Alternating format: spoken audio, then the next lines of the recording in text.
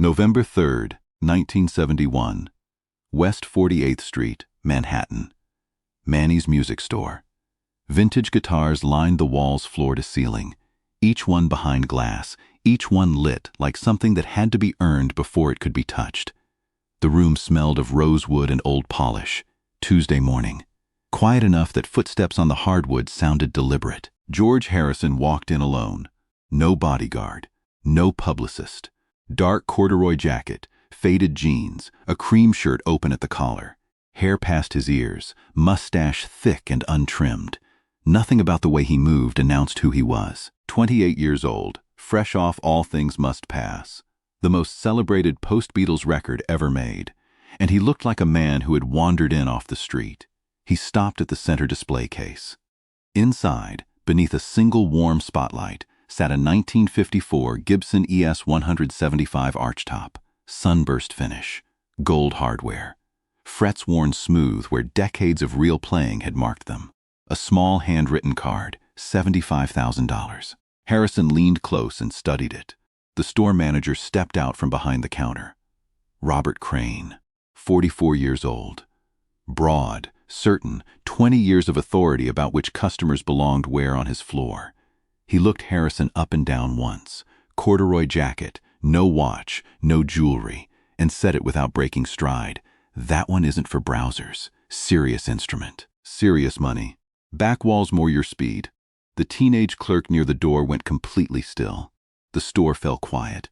George Harrison, one of the greatest guitarists alive, turned slowly, looked at Crane, and said absolutely nothing. What happened in the next 4 minutes would be repeated in whispers on that floor for 30 years. And it started with a guitar no one in that room had even glanced at in months. If you've ever been written off before anyone knew your name, stay right here. Because what George Harrison did next was nothing like what anyone in that room saw coming. But that moment didn't begin on West 48th Street. It began 11 months earlier, in a room most people never knew existed. February 1971. Friar Park, Henley-on-Thames, England. A 120-room Victorian Gothic mansion George Harrison had purchased for £140,000 with the walls still crumbling and the gardens swallowed by years of neglect. Inside one of its lower rooms, he had built a recording studio. No windows, bare walls, just equipment, silence, and a man who had just watched the most famous band in history dissolve and felt something he hadn't expected. Relief. The Beatles were over. Officially, legally, publicly over. John was making headlines. Paul was filing lawsuits. And George Harrison went quiet, completely quiet. He disappeared into Friar Park and made All Things Must Pass. 23 songs, a full orchestra, Phil Spector producing, Eric Clapton and Billy Preston and Ringo Starr playing beside him. 3 million copies in its first year. 5 stars in Rolling Stone. Critics used words like masterpiece, liberation, revelation. Harrison read the reviews once and set them down, because none of them solved the problem he was actually living with. For 12 years inside the Beatles, every guitar he played had been selected, approved, or provided by someone else. Brian Epstein. EMI engineers. Tour logistics. The machinery of being the most famous band on earth. He had played Gretsch Country Gentlemen's and Rickenbacker 12 strings and a Telecaster borrowed from Delaney Bramlett that he never returned because the sound of it felt too necessary to give back. He had played instruments that belonged to the story of the Beatles. He had never found one that belonged only to him. His mother Louise had bought his first guitar secondhand for £3.10, a scratched, second-hand instrument with strings that bit into his fingertips until they bled.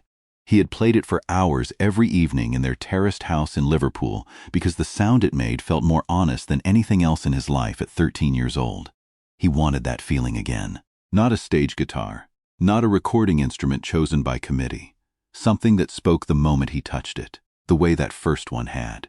He flew to New York on November 2nd, 1971, with that single purpose. He would find his guitar.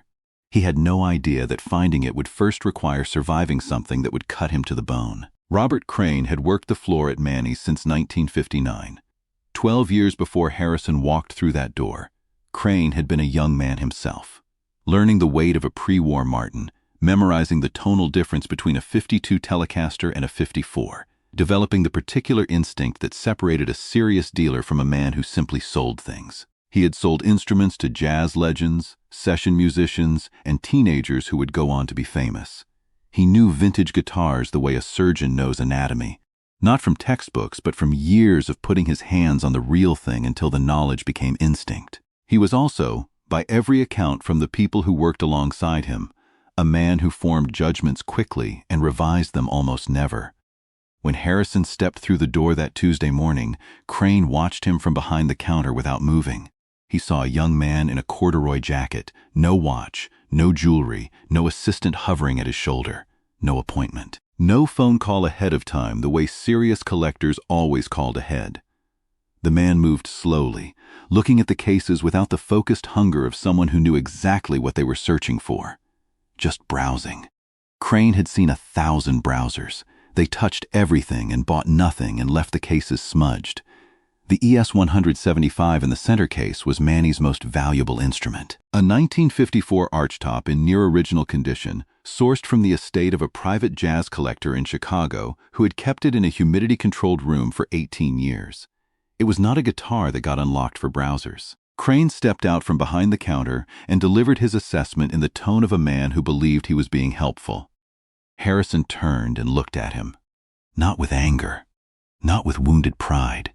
He gave Crane a long, level look, the kind that doesn't argue because it doesn't need to.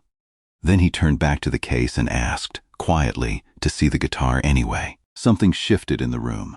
Danny Rosario, 17 years old, 6 weeks into his first job, stacking string sets near the entrance, had recognized Harrison the moment he walked in, had said nothing, understanding instinctively that a famous man who enters without announcing himself is a famous man who wants to be left alone. Now Danny stood frozen, watching Crane unlock the case with the careful hands of someone who still hadn't understood what was standing on the other side of the counter. The ES-175 came out of the case. Harrison picked it up, and what he said next stopped Crane completely cold. If you think you already know where this is going, you don't. Stay right here. Crane set the ES-175 on the felt counter with both hands. Harrison lifted it, settled it against his body the way a man holds something familiar. His left hand found the neck, and he played 3 chords, slow, unhurried, listening not to the sound projected into the room, but to the sound moving through the wood itself, the resonance, the way the body breathed, whether the instrument was speaking to him or simply producing noise on command. 4 seconds of silence followed. He set it back down. "It's beautiful," Harrison said. "It's not mine." Crane stared at him. "I'm sorry?" "It's the right guitar for someone," Harrison said, with the particular calm of a man who is not explaining himself, simply stating a fact. "It isn't for me." He slid it back across the counter. Crane stood holding a $75,000 instrument and said nothing because there was nothing available to say. In 20 years on that floor, he had never heard those words from anyone standing in front of that case. Serious buyers argued price. Browsers made excuses about coming back. Nobody simply said it wasn't theirs and meant it so completely that the conversation ended. Harrison had already turned.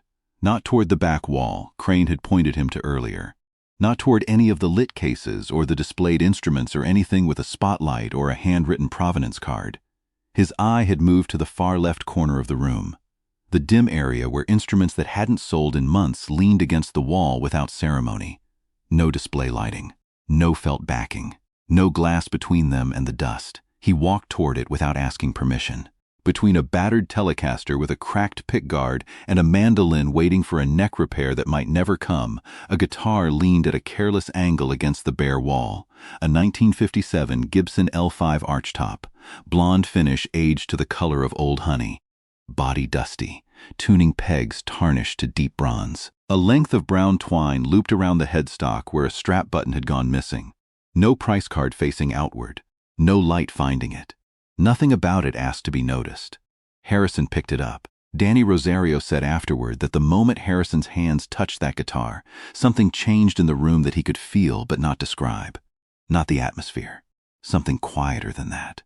Like the store itself had been holding its breath without knowing it. Harrison didn't test it the way a buyer auditions an instrument. He played it the way a man plays something he already owns and is hearing clearly for the first time. Running chord voicings, single note phrases, long-held tones that let the body speak after the picking hand went still. The L5 had a resonance the ES-175, for all its provenance and its spotlight and its perfect condition, did not possess. It had decades inside it, not damage, not age for its own sake. The specific living warmth of an instrument that had been genuinely loved, genuinely played, then set down and forgotten by a world that stopped paying attention. Crane had come around the counter without realizing he'd moved. Harrison finished, set the guitar down gently, found the price tag tied to the tuning peg with a piece of brown string and read the number written there, $250. "I'll take it," he said. Crane opened his mouth, closed it, then said the only thing left available to him, "Can I ask, who are you?" Harrison picked up the L5 and looked at Crane with the same quiet expression the man would spend the next 30 years trying to accurately describe to people who hadn't been in the room. "George Harrison," he said. "I used to be in a band." Danny Rosario, still standing near the door, set down the box of string sets he was holding and sat down on the floor because his legs had simply stopped cooperating. He would tell that story at every dinner table he sat at for the rest of his life. Not because of who George Harrison was, because of what Harrison had just done. Walked past the most expensive guitar in the building, picked up a forgotten $250 instrument from a dark corner, played 4 minutes of the most articulate music Danny had ever heard inside those walls, and announced himself only when directly asked. Crane stood in the middle of his own store and felt the specific cold clarity of a man understanding something about himself he would have preferred not to understand. Harrison paid cash. He bought a $12 canvas gig bag from the accessories rack on his way to the door, bringing the total transaction to $262. He shook Crane's hand. He thanked Danny by name, which the teenager had not expected. He said Manny's was the finest guitar shop he had found in Manhattan. Then he walked out onto West 48th Street and disappeared into the Midtown crowd like a man who had simply run a necessary errand. Crane pulled the ES-175 out of its case and sat with it on the stool behind the counter for a long time. It was a perfect instrument. Beautiful provenance, immaculate condition, worthy of every dollar of its price. It deserved a buyer who needed exactly what it offered. But Harrison had walked past it the way you walk past something that belongs to someone else, with complete respect and zero hesitation, and then picked up a dusty, forgotten guitar from a dim corner and played it like a reunion. He hadn't negotiated, hadn't performed, hadn't needed anyone in the room to confirm what he already knew the moment the wood was in his hands. Crane had spent 20 years on that floor deciding, within 60 seconds of someone walking through the door, exactly what they could afford and what they deserved to touch. He had built an entire professional identity around that judgment. Harrison had dismantled it in 4 minutes without raising his voice. That night, driving home to Queens, Crane sat in the Holland Tunnel traffic and stared at the taillights ahead of him and thought about a man who paid $250 for a guitar worth everything and never once looked back at the case.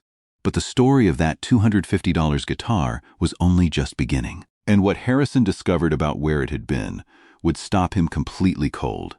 Stay with this, because what that guitar had witnessed before George Harrison ever touched it is the part of this story that changes everything you just heard. 18 months after Harrison carried that canvas gig bag out of Manny's and onto West 48th Street, a music journalist named Carol Kay was researching a piece on vintage guitar provenance for Crawdaddy magazine when she pulled Gibson's original factory shipping records from their Kalamazoo plant archives. What she found stopped her cold. The 1957 Gibson L5 blonde archtop, the one Harrison had paid $250 for, the one that had been leaning dusty and unlit against a bare wall in a corner nobody visited, had originally shipped from Kalamazoo on March 14, 1957, to a small music store on Beale Street in Memphis, Tennessee. It was purchased there in August of that same year by a session guitarist named Earl Dobbins, a quiet, meticulous player who never became famous, never toured, never recorded under his own name. But between 1957 and 1961, Dobbins carried that L5 into Sun Studio on Union Avenue and played it on 6 separate recording sessions. 3 of those sessions took place on the same days, in the same room, with the same engineer running the board. During early Elvis Presley recordings that would define the sound of rock and roll before anyone had a name for what rock and roll was. The guitar had been in that room, had been played in that room, had absorbed whatever it is that rooms like that leave inside wood and wire and brass when history moves through them without stopping to announce itself. Dobbins died in 1963. The L5 passed through 2 private owners, drifted north, changed hands twice more, and eventually arrived in New York, where it leaned in various back rooms and trade piles for nearly a decade before ending up forgotten in the dark left corner of Manny's music store. Nobody had told Harrison any of this. He didn't need to be told. His hands had already known. When Carol Kay's article was published in the spring of 1973 and someone sent a copy to Friar Park, Harrison read it once, set it on the table, and picked up a pencil. In the margin beside the paragraph describing Earl Dobbins and the Sun Studio sessions, he wrote 7 words that his personal assistant found the following morning and never forgot. That's why it sounded like it already knew the words. The 1957 Gibson L5 remained at Friar Park until George Harrison's death in November 2001. In photographs taken during recording sessions throughout the 1970s and 1980s, it appears consistently in the corner of his home studio, leaning against the wall without a stand, without a case, without ceremony. Exactly the way it had leaned in Manny's. Exactly the position it had occupied in a dim Memphis music store before Earl Dobbins first lifted it from the rack in August 1957. Some instruments carry more than sound. Robert Crane retired from Manny's in 1998 after 39 years on that floor. In his final week, he gathered the staff, most of them young enough to be his grandchildren, and told them about a Tuesday morning in November 1971, about a corduroy jacket, about a $75,000 guitar nobody walked out with, about a $250 guitar nobody had looked at in months, and about a man who needed no spotlight to recognize what was real. He kept the $262 receipt in his wallet for 27 years. By the time he retired, it had gone soft as cloth, the numbers nearly gone. He never threw it away. Because some lessons don't need to be readable to be remembered. If this story moved you, share it with someone who needs to be reminded that the most powerful things in this world are rarely the ones under the brightest light. Subscribe. Because we find the story's history almost let disappear.